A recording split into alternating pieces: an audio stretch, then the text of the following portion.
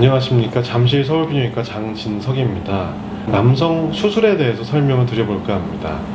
비뇨기과에서 시행하는 남성 확대 수술은 불편감이나 기능 저하 때문에 시행하는 질환 때문에 시행하는 수술이 아니고요. 환자분의 만족감을 위해서 시행하게 되는 일종의 성형수술이 되겠습니다. 따라서 성형수술을 시행하기 전에는 수술 후에 예상되는 효과와 그 이후에 생길 수 있는 부작용에 대한 설명을 충분히 들으셔야 되고요.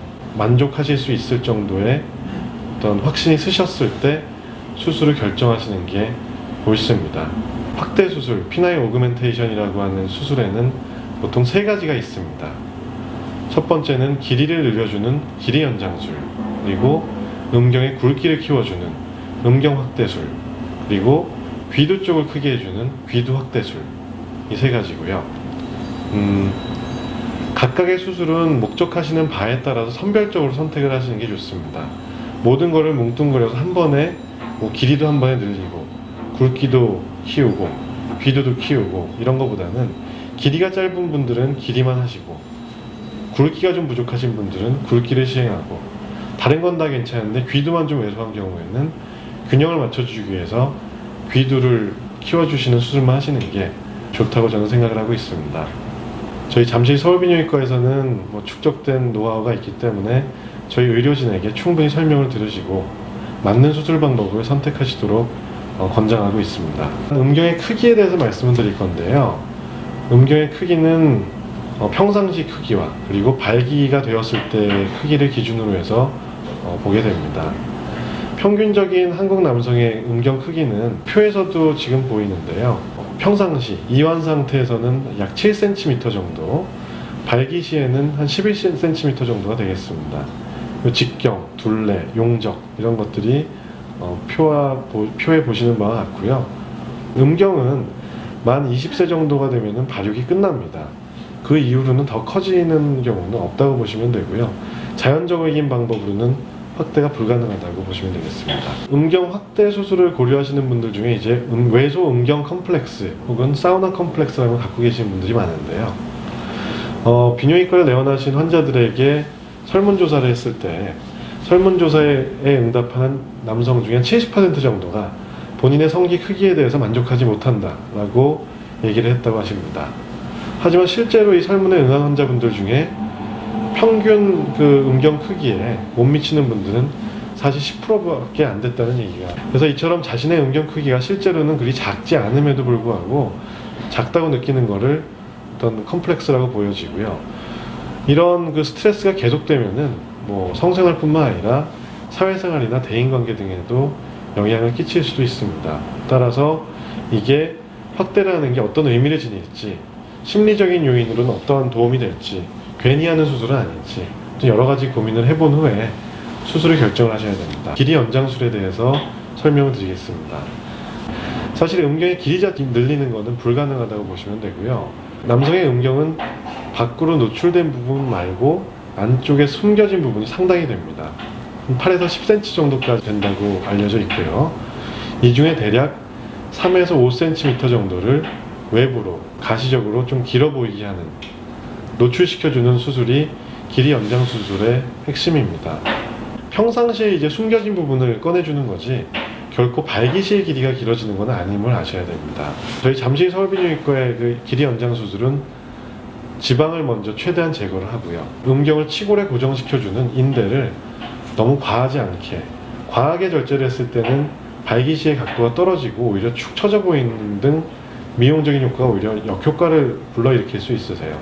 그래서 적절한 길이를 만들어주는 게 중요하고요. 적당한 정도의 인대를 제거해주는 목표를 하고 있습니다. 두 번째는 음경 확대 수술, 굵게 해주는 수술이 되겠는데요. 음경 확대술은 사용되는 재료에 따라서 효과나 결과물이 천차만별입니다. 따라서 수술을 결정하기 전에는 환자분이 어떤 결과물을 원하시는지를 명확하게 알려주셔야 되고요. 이거에 맞는 수술 방법을 권하는 게 의료진의 의무라고 생각이 됩니다. 저희는 각 수술 방법의 장단점을 이해하실 수 있도록 충분히 설명을 드리고요. 모든 재료를 이제 사전에 미리 이해하실 수 있게 보여드리고 있습니다. 그래서 수술을 받으실 때 누구나 다 원하는 것이 다릅니다. 어떤 분들은 수술을 받았으면 받은 티가 나게 해달라, 최대한 굵게 해달라, 아니면 어떤 분들은 제일 자연스럽게 한 듯 안 한 듯하게 해달라 이런 분도 있고요. 그래서 저희는 모든 안전하고 검증된 재료들을 사용을 하는데요. 각각의 장단점을 말씀을 드립니다. 오래전부터 사용됐던 확대 방법은 임플란트 수술입니다. 실리콘 재질로 된 링이나 T바라고 하는 링과 T자의 바늘이 결합된 형태의 실리콘 재질을 삽입하는 겁니다. 장점은 비용이 저렴하고 수술이 간단합니다. 부작용이 생기거나 원치 않는 결과가 나왔을 때는 제거가 용이하다 이런 걸 들 수가 있겠고요. 단점으로는 수술 후에 촉감이 좀 딱딱해질 수 있고요. 이물감이 있고요. 외관상 누가 봐도 이거는 수술을 했구나 하고 티가 나게 됩니다. 수술하고 오랜 시간이 지난 후에도 염증 반응이 일어날 수 있어서요. 나중에 염증이 일어나면은 이걸 제거하셔야 됩니다. 두 번째로 이제 설명드릴 제제는 필러 제제가 되겠습니다. 장점으로는 이거는 구멍 하나를 뚫어놓고 주사제를 주입하는 거기 때문에요. 수술 없이 한 10분이면 끝나게 됩니다. 그래서 간단하게 확대가 가능하고 안전합니다. 그리고 수술 후 흉터가 남지 않으시고요. 대개 일상생활로의 복귀가 빠른 것도 장점이 되겠습니다. 단점을 꼭 들으셔야 되는데요. 한 2년 정도 지나면은 필러의 한 60-70% 정도가 흡수가 돼서 빠지게 됩니다. 그래서 지속적인 확대 효과를 원하시는 분들한테는 적절치 않을 수가 있고요. 따라서 이거는 나중에 좀 빠지면은 이게 대칭적으로 이쁘게 좌우가 동시에 빠지면 좋지만 대개는 그렇지 않은 경우가 많습니다. 어느 한쪽이 더 많이 빠지게 되기 때문에 모양이 좀 이상해질 수가 있고요. 이런 경우에는 리터치를 통해서 재주사를 하는 거죠. 주기적으로 재주입을 하셔야 될 수도 있습니다. 저희 잠실 서울비뇨기과에서는 일반형 필러가 준비가 되어 있고 그 다음에 고급형 필러가 있는데 이 고급형 필러는 필러 제제에 조금 이따가 설명드릴 대체 진피의 그 분말가루 같은 게 섞여 있는 겁니다. 이런 경우에 필러 제제는 장점이 좀 지속 효과가 오래되실 수도 있죠. 그러니까 장기간 유지가 되는 장점이 있습니다. 세 번째로 대체 진피를 이용한 음경 확대술에 대해서 설명을 드리겠습니다.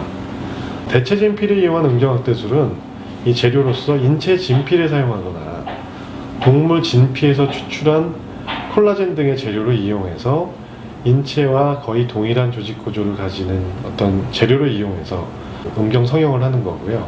장점으로는 이물감이 적다. 그리고 모양이 자연스럽다. 이런 게 장점이고요.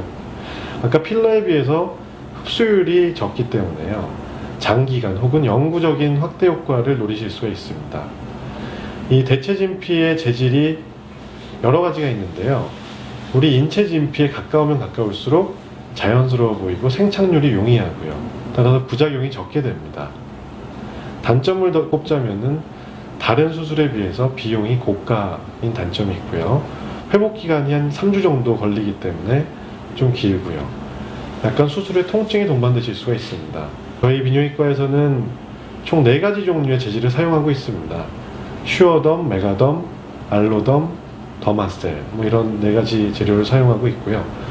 나열한 순서대로 어떤 인체 진피 구조와 유사하기 때문에 약간 고가가 되고 생착이 용이해서 수술 결과는 더 좋은 걸로 알려져 있습니다. 확대술의 마지막 방법은 자가지방 흡입술이 되겠는데요. 저희 서울비뇨기과에서는 자가지방 수술은 시행을 하지 않고 있습니다. 약간 부작용이나 위험도가 높다고 생각이 됩니다. 항상 비뇨기 질환은 비뇨기과 전문의와 상담을 받고 치료를 받으시는 게 중요합니다. 저희 잠실 서울비뇨기과에서는 환자분들의 말씀을 끝까지 듣고 있고 충분히 설명을 드리려고 노력을 합니다. 내원해 주시면 열심히 진료를 보도록 하겠습니다. 감사합니다.